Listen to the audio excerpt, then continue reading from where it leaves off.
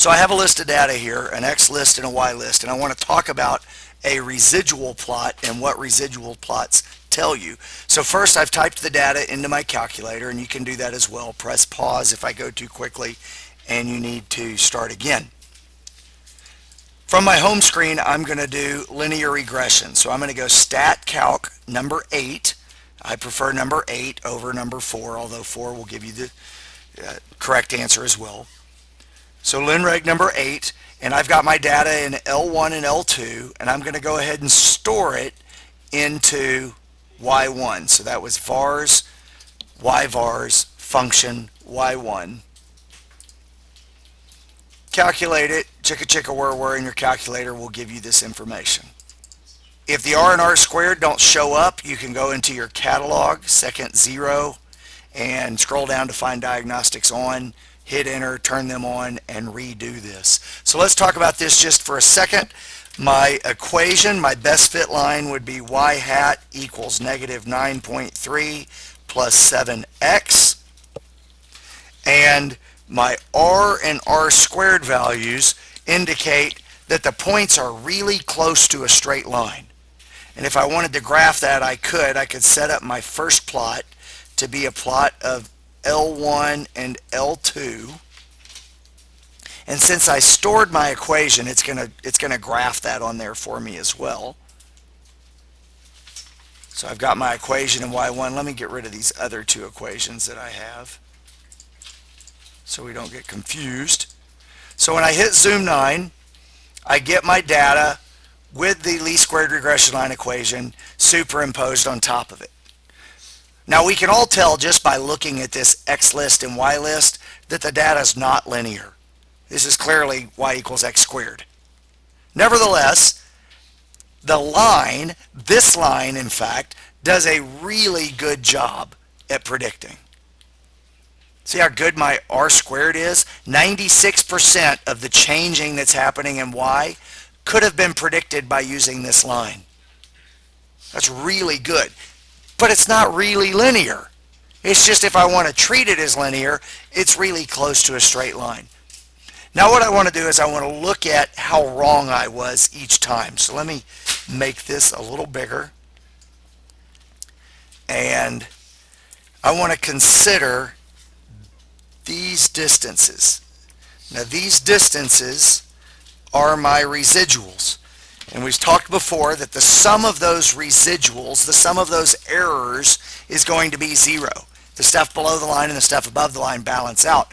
So this line is the line that minimizes the sum of the squares of these differences. But what I want to do now is zoom in on these actual errors, on these actual mistakes. So think about this with me for just a second. If I plug 1 into this equation, what does the equation tell me? 7 times 1, that's 7, minus 9.3, gives me negative 2.3. So when I plug in a 1, my equation guesses negative 2.3, but in reality the truth is 1. Yeah? Or if I plug in a 2, then it would be 7 times 2, that's 14. 14 minus 9.3, that would give me my guess for 2. I can do this quickly on my calculator like this.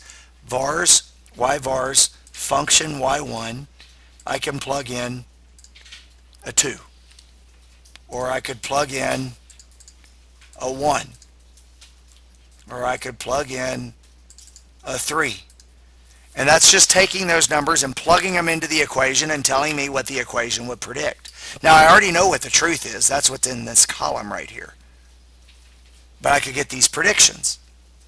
Now I'm going to expedite the process and find the predictions for the entire list.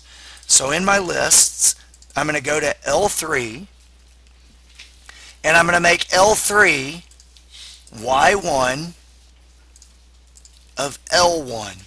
I'm going to take every number in my list 1 and stick it into that equation and store the result in L3.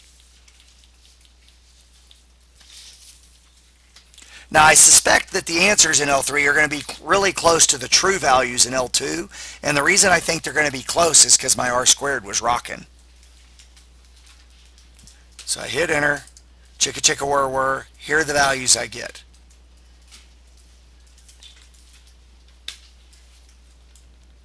So these are a little hard to see perhaps for some of you. Could make it bigger.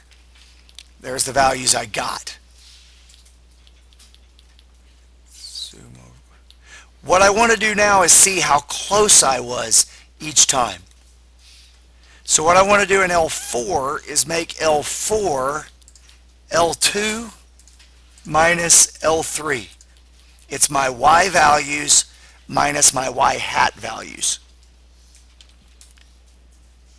These distances are how wrong I was each time.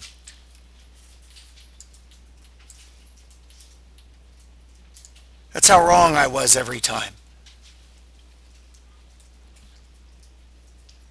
You could perhaps look at that and see if I added up L4,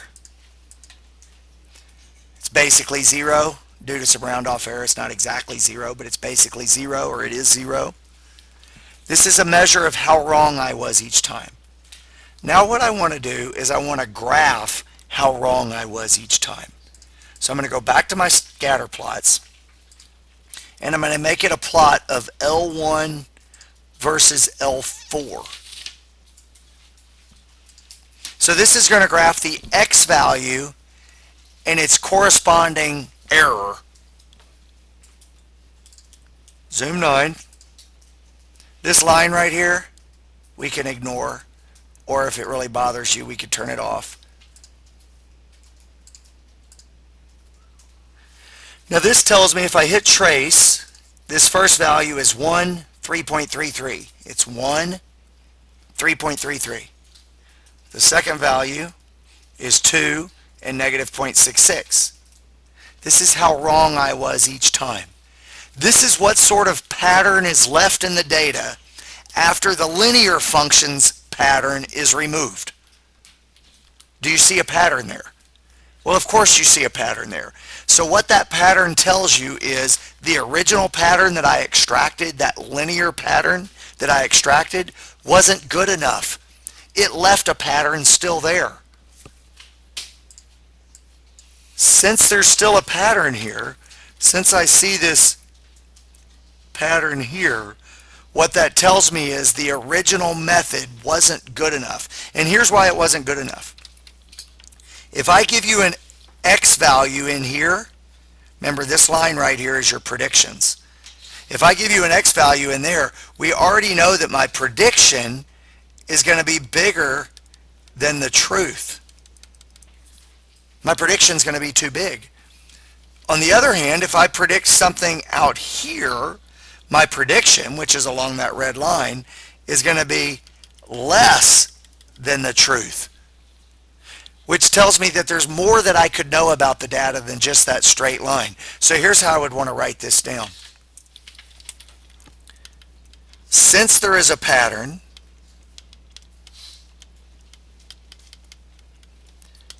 in my residual plot, I know there is a better method to use than an LSRL, than a least squared regression line. And of course you also know this because you know the function was quadratic. Right now, we don't know how to do any other function besides linear. So all we're going to say is something else would be better. On the flip side, if I look at this residual plot and there is no pattern, then what you say is what I did was the best way of approaching it. Now don't get confused with R and R squared. R and R squared tell you if the line did a good job. Did this line do a good job?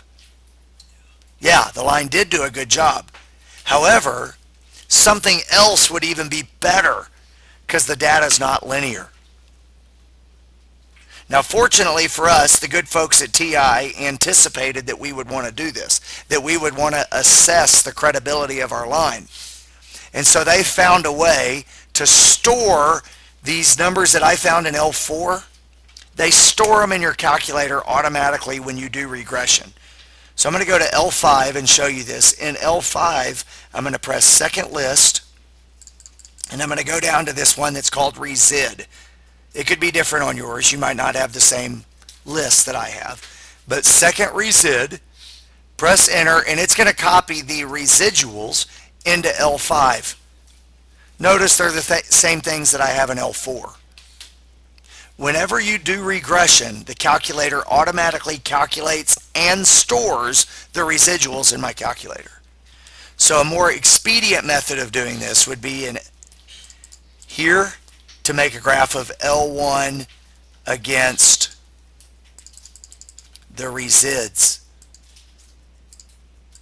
Notice it's the same graph because it was the same information.